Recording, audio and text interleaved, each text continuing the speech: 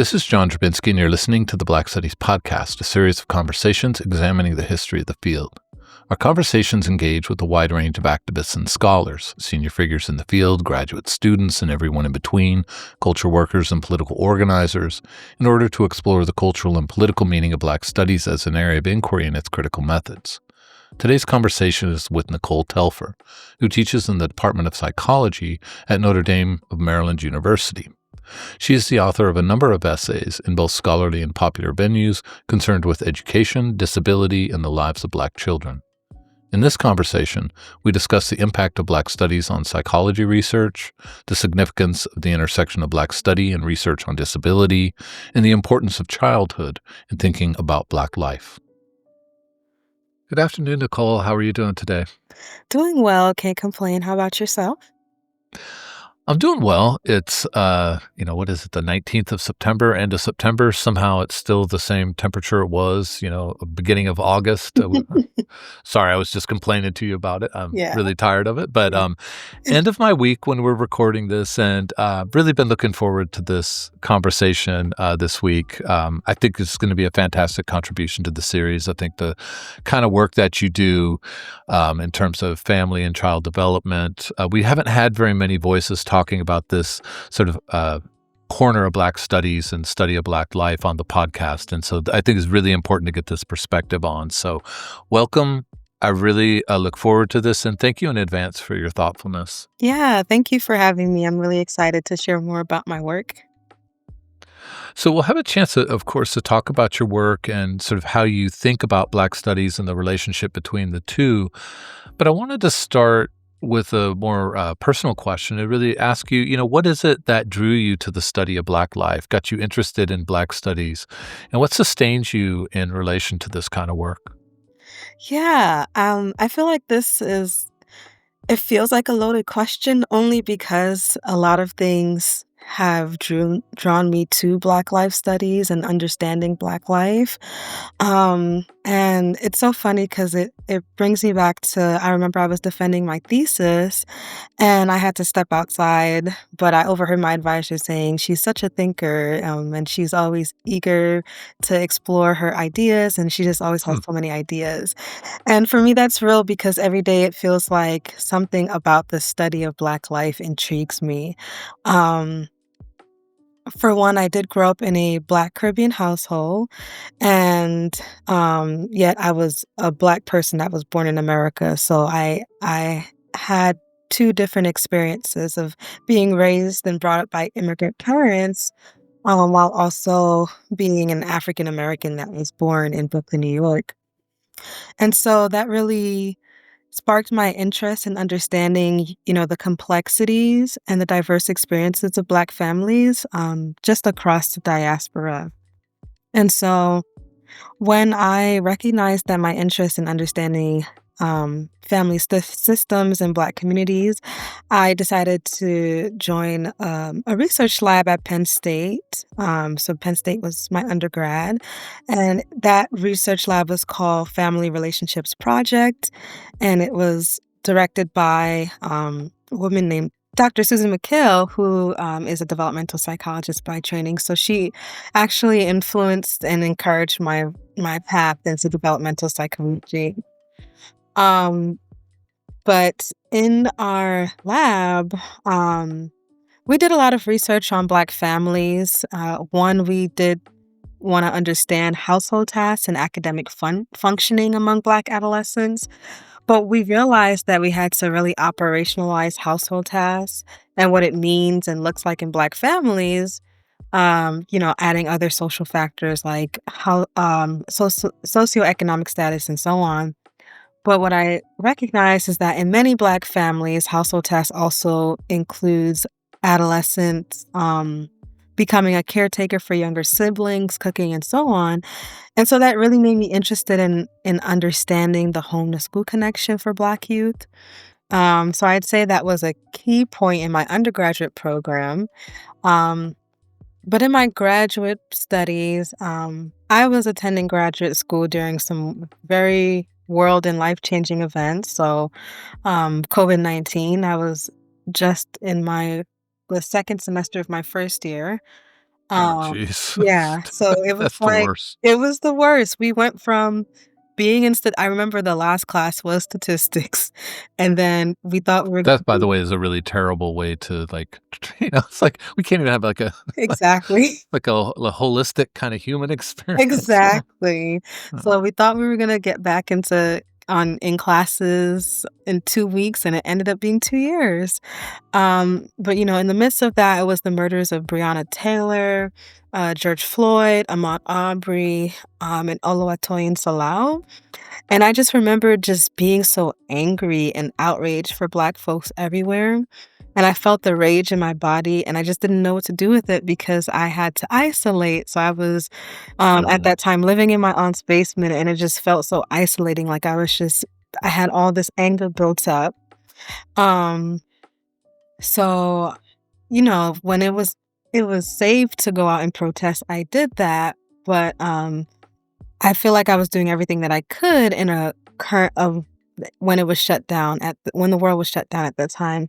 And I think at that time, what intrigued me about Black life was our resistance, our collective rage, and our demand for justice.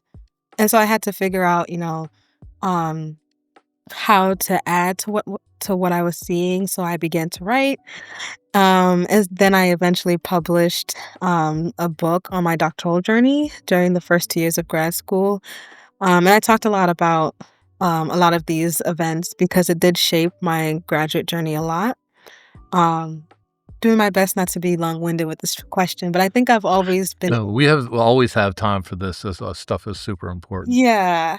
I think I've just always been interested in, um, all in all, understanding the experiences of Black communities and families across the diaspora. And so now that's what my research focuses a lot on, with Black youth at the center.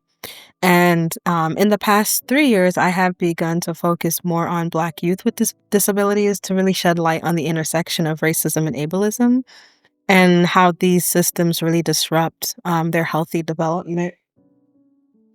So I'm curious to go back a little bit in that. So thank you for all that.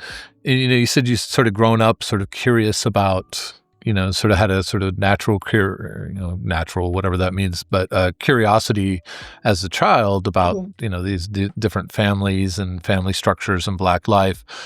Um, and I'm interested, was it until you got to college that you sort of had that idea that this is something you can actually put like books and writing and thinking to?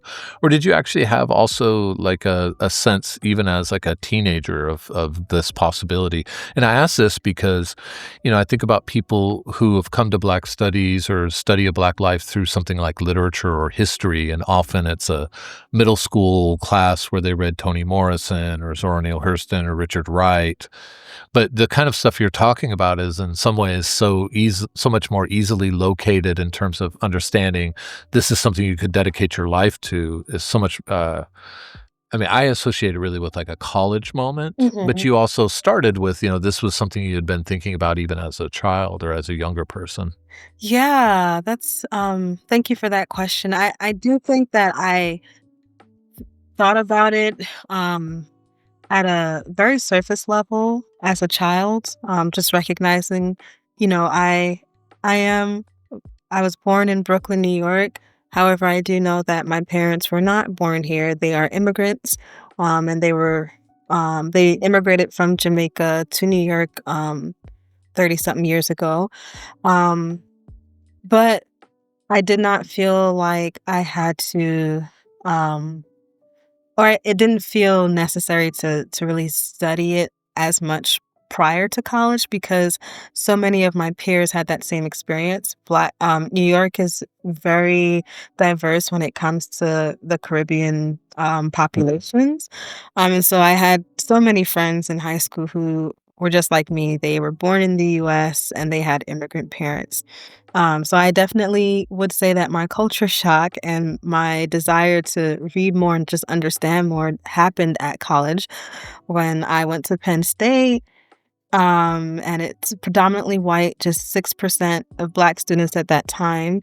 Lots of Experiences and events that happened that shaped my understanding of who I am and where I come from and who my people are.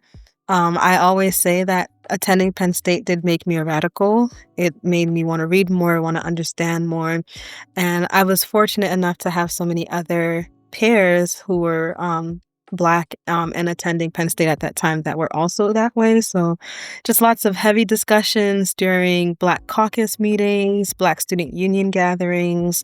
Um, I definitely learned a lot more through readings, through connecting with African American, studies professors, when I got to Penn State, and I was really grateful for that opportunity despite some of the negative experiences and challenges, that I faced there. And it's amazing that you ended up at a place that had a whole lab dedicated to the thing that you were sort of came curious about. Yeah, So that these things that you're talking about, like BSU conversations, African American Studies department and classes, and then there's this lab Yeah, that actually ties it together. If yeah, I'm understanding your sort of trajectory, it yeah. ties together the sort of curiosity that you had. It's an amazing kind of Yeah, it all coincidence. felt like fate, and it's funny enough that, the director, she was a white woman, but her postdoc was also Jamaican. Um, so it Uh, was nice to work with someone who knew a bit about the culture that I, was raised in, and, yeah, it was just a really it felt like, where I needed to be. That's amazing. I mean, I always say when, since I'm a college professor sometimes, and I have a 22-year-old and a 14-year-old, parents will sort of ask about questions about college, because they're friends of my kids or, at the school. And I'm always like, um, the question is fit, but the problem with the question of fit is you can't actually know what's going to be that thing that makes it feel like it fits. Because no one can say like, "Oh, there's this research lab on like family systems." Yeah, I mean, like, yeah, what does that mean? When somebody's trying to get out of high school, but it actually might be that thing that makes it. So the combination of fit, sometimes you can have a really good guess and good assessment, but there's just so much luck involved. So I love it when not only a classroom or a campus community group is a huge part of it, but actually a research center. That's like a yeah, nice touch. yeah, absolutely.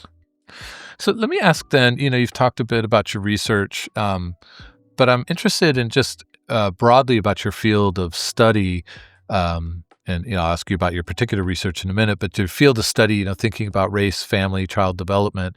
I'm interested to hear you talk about how you see that in relation to the field of Black studies, because I think about Black studies and its origin was really this tension between intellectual inquiry, right? Mhm. Curricula, the lack of the study of Black life in Mhm. English departments, history departments, et cetera, in the late 1960s, and students demanding Black studies as a place to study Black Yeah, life and to sort of engage this intellectual tradition.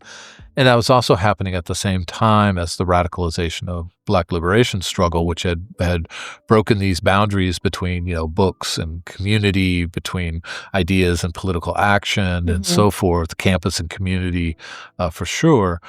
And so I'm interested, how that we've inherited that as a field of Black studies in terms of some of the sort of tensions we have in imagining the field. Yeah. So I'm interested in what is your sort of portrait of the field that helps you see your own sort of field orientation or disciplinary orientation in terms of race, family, and child development as having a place within it. Yeah, yeah, absolutely. I do believe that the work that I do with Black families, particularly with children with disabilities, requires lots of activism, advocacy, and ultimately a fight. So, Black families are fighting daily for their children to receive just and appropriate education that are unique to their needs. And so, um, I think my work challenges me to recognize that activism might look different in disabled or differently abled, as some may ascribe to that term, bodies, and that political mobilization piece is really evident in the emergence of the disability rights movement. But this movement had many historical events. It was the 504 sit-in, which was that 28-day occupation of a federal building, demanding justice for people with disabilities. Um, there was the American with Disabilities Act, and now the Disability Justice Movement, which was a term that was coined back in 2005. And so, um, disability justice is really what I use in my research now because it really challenges us to actually consider Black life. It challenges us to recognize that intersectionality is a thing, and we do have overlapping, intersecting, multiply marginalized identities. And so prior to this movement, it was primarily white disabled folks front and center at every activism, every movement. And so Black disabled folks need resources too, and dare I say more resources. When we think of intersectional experiences, Black disabled queer folks need more resources. And so, yeah, I could go on, but I think that supporting the educational needs of Black youth with disabilities is really more than just giving them a good learning environment. It's also understanding the child as a whole, which includes, their histories and the present. Yeah, it's, when I was, getting ready to talk with you today and listening to you talk, especially right now, I'm really struck by how important young people were to the origins of Black studies. And we talk about this a Mhm, lot as a podcast collective, not having students as part of the podcast, right, as mhm, guests. mm, We try to change that around Black student union leadership and so forth.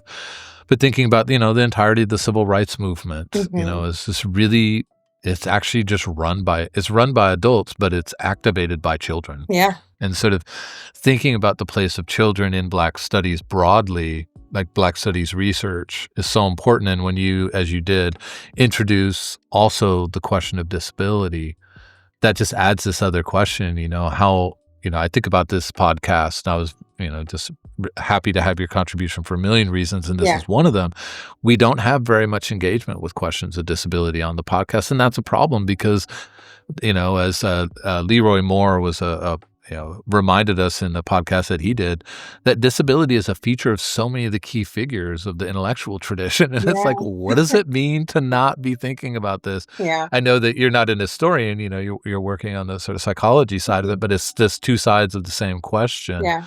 Um, and I think, this is sort of my next question that I had. I think you've already kind of answered, but I'm interested in how you see this kind of research fitting sort of the history of the field of Black studies and what you think it's introducing that's new or boundaries that it's pushing or new horizons that you think you're opening up. Yeah, and I'm so glad you mentioned it because interestingly, so many Black historical figures that we quote and we bring up nearly every Black History Month had a disability.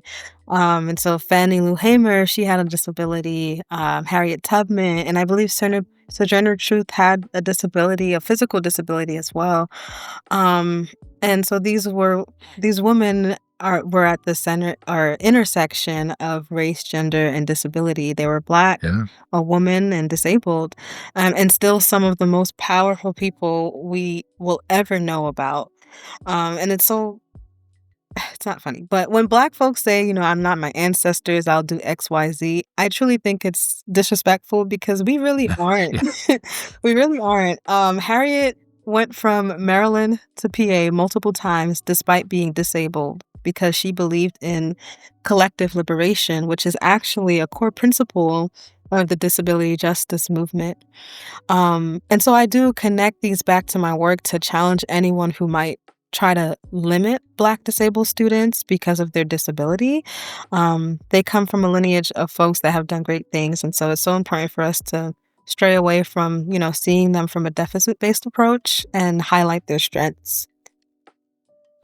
I love that. And I just, just to repeat myself and repeat you, or, I just think this is such an important element of the field of Black studies that gets Mm. so little attention, Yeah, right? But, it's a 50-something-year-old field, and those, they're being, these new questions that arise, I understand sometimes to make people sort of are committed to the integrity and sort of purity of the field. can maybe feel a little defensive or upset, but I'm like, this is exactly what traditions do. They encounter Mhm. new questions and discover new things about their own histories that they tell. As you said, what would it mean to foreground a conversation about Hamer with Mm. disability rather than Southernness or Yeah. the civil rights movement Yeah. or, any of these various kinds of frames, a new frame is productive. It can Yeah. make people feel like, oh, I should have thought of that, and people get defensive or Yeah. whatever. But Yeah. in the end, it means more writing, it means more talking, it means Yeah. more thinking and more self-criticism, Yeah. in Absolutely. a very positive well, I hope positive sense.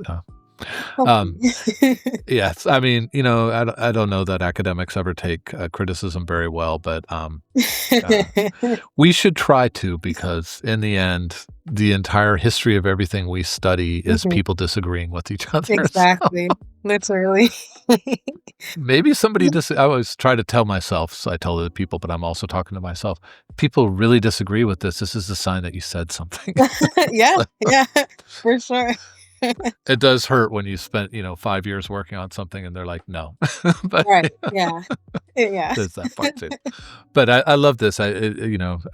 Already this, conversation is so worth it for opening up Yeah, these absolutely. different questions for us. And I'm interested then to hear you talk a little bit about how your work, which, you've talked about is so connected to, psychological methods and methodologies, Black history, cultural sensibilities, how you think that this the way those sensibilities and critical frames and methodological training, how sort of contact with questions of Black studies and the study of Black life, how you think that has impacted how you conceive a research project? I know you're a researcher, but also you're also a teacher, how it's impacted how you construct classrooms. Yeah, Because you're not just in psychology, right? It's like Black studies is also a part of what you do. So right. how does that combination change your research sensibilities and your teacherly sensibilities? Yeah. Well, I do know that a lot of institutions, especially in their psychology department, they are now offering courses called Black Psychology or Psychology of the Black Experience. And this is so a course that I want to bring to my psychology department in the MU, really because it's a large population of Black students, but Black students across the diaspora. So we also have a lot of international Black students. Um, and so I remember reading this article on Psychology Today by Dr. Coakley, I believe was his name. But he did write like a wonderful article on why Black psychology matters. Um, but sorry. But when we define psychology, we know that it's defined as the study of the mind and soul. And so to this day, in many psychology courses and psychological research, um, these theories that were created by old white men are still being used and considered despite them being outdated. And they have also been used in studies where Black children were compared to white children or, Black people compared to Black people in general. And of course, it makes it from a deficit based approach because those theories were not created to center the experiences of Black communities. Um, and so it's it's this deficit-based approach of how Black folks have self-hatred, so that internalized racism, because of their experiences. Um, and so prior to, the rise of Black psychology, I think psychological researchers have often seen Black folks from this deficit-based approach. Um, but I think the beauty of Black psychology, which I do try to implement in my research and in my teaching, is that um it really challenges that deficit-based, ideology and is really a precursor to positive psychology and also multicultural psychology. And so I think that Black psychology really highlights the strengths of Black communities, which I believe is a really beautiful thing. And it's a movement that I do take pride in being part of. And that's why once I transitioned into this assistant professor role and I had more agency over the work that I wanted to do, because I don't feel like I had that in graduate school. I was doing what I needed to do to get through. But whenever I apply for grants or conduct research, I am never interested in comparing Black children to children of other racial ethnic groups. It's been done time and time again. The results are typically the same. Comparison is not the the greatest way to find out, what Black children need to thrive in this world. And so I just want to do research that focuses primarily on Black families, research for and with Black families. And so, yeah, it's typically my titles are usually Black families, Black neurodivergent youth. It's no interest in comparing them to other racial ethnic groups. And I just is hearing you especially say this last bit. I think a lot about how important it is in Black studies to, part of I think what's so important about the field, because you can study, Black literature in an English department, Black history in a history department, questions about Black voters or Mhm. demographics in a political science class, department and so forth. But that demand that Black studies always have, that Black life be studied on its own terms and not Mhm. in comparison, is just so essential. I think about, Frantz Fanon, who, is a post-colonial theorist and, political theorist, but he was also a psychologist. And that was like a centerpiece for him, is that if there was going to be this relationship that the colonized had to the colonizer, where there was always this relation of comparison, Mhm. we would actually, speaking in his voice, we will never understand our own Blackness. We Yeah. will never Yeah. understand ourselves, because this sense of comparison. I mean, you said, the results are always the same. It's interesting, Fanon is like, we're always going to, in some ways, saying we're always going to get the same result because we've Yeah. already been prefigured Right. as inferior or at a deficit. Yeah. Yeah. Yeah. Absolutely. And so thinking about, the way you're talking about psychological research, the political impacts of that Mhm. are, of course, huge because Yeah. Yeah. they it's like how we understand groups of people is like how policies get made, how police neighborhoods and Mhm. so forth. Yeah. Exactly. Yep. And I mean, I am interested in, does your research draw on non-empirical data? What is that role? Because, when you started talking about your own journey, it was sort of like you're noticing these things and sort of people talking this way, is sort of more the kind of things that end up being in art and literature and history. I mean, do they play a role at all in your research, or is the empirical research sort of your focus?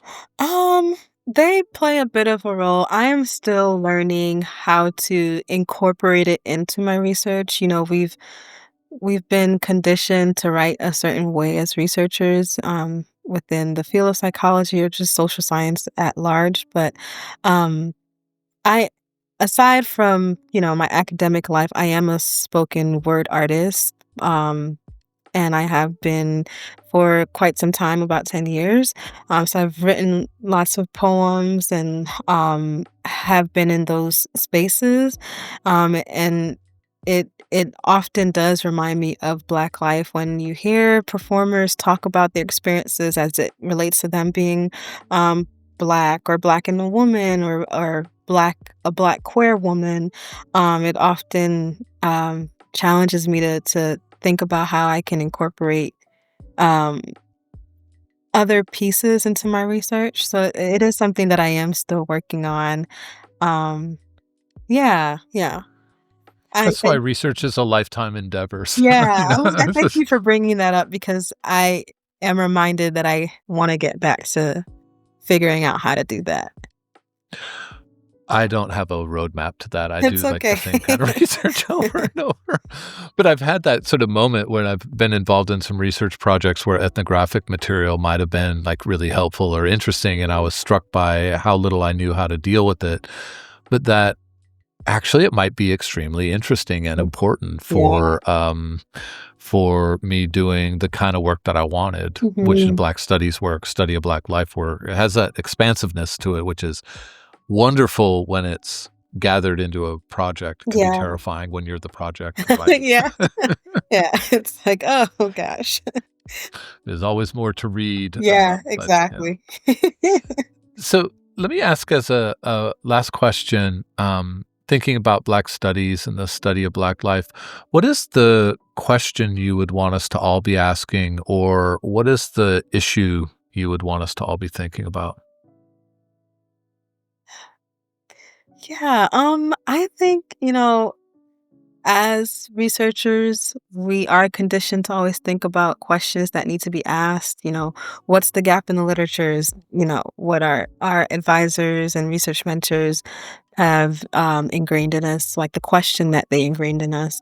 Um, and I don't want to be that researcher that develops these research questions, do the research, and then move on to the next funding, the next research proposal, etc. Um, so I think there are so many questions. I think every question regarding the well-being of Black children and their families are urgent and worth asking. Questions that consider their intersectional identities, questions that consider their experiences, other contextual factors that might influence their outcomes, beyond education, maybe their neighborhood, maybe their family dynamic. Um, but more importantly, I just think we ought to begin engaging in more implementation, evidence-based, and um, even community-based participatory research. Um, I think that's what I would challenge folks to think of and find ways to incorporate in their work moving forward. What does community-based participatory research look like? Because perhaps the community has a different set of urgent questions they believe researchers Mm. should be asking. And so that's what I am also moving towards a bit. I do have a small pilot funding to do research with youth. So it's youth participatory action research. Um, and so it does require more work because you're working with youth and you're allowing youth to sort of take the wheel on the Mm. research. But I think it'll be meaningful, and it's just something that I'm looking forward to as far as what the outcomes produce.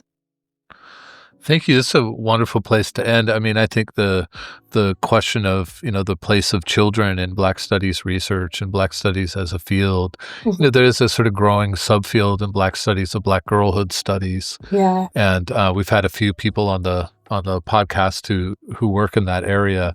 And it just is, this conversation as well as just a reminder of just what a massive chunk of the population of Black people are cut out of Black studies when we don't ask that question Yeah. of disability or Yeah. of childhood. Mhm. But as you said, and I mean, we don't record the video; it's just the audio. But your face when you were like, it takes a little extra time when you're Yeah. dealing with youth Yeah. because children are taking the research wheel. Yeah. But it's exactly that patience and that listening and that capacity to expand our critical Yeah. horizons um, to make space for those kinds of voices Yeah. ought to be. I love that as a challenge to Black studies. Yeah. How does that relevant to all of us? So Yeah. thank you for leaving us with that. I Yeah, appreciate it. absolutely. It might be what's needed to move the field forward, so I absolutely. I look. Black girlhood studies has massively moved the field forward, Yeah, and so yeah, the broader question of childhood, absolutely. yeah. But thank you so much for this conversation, Nicole. This was super interesting. I really appreciate your thoughtfulness and time, and I'm really glad that to have your voice as part of the series. Yeah, likewise. Thank you so much for having me on here, and this was an amazing conversation. Well, you have a great rest of your day and good weekend too. Thank you. Same to you. All right, bye bye. Bye.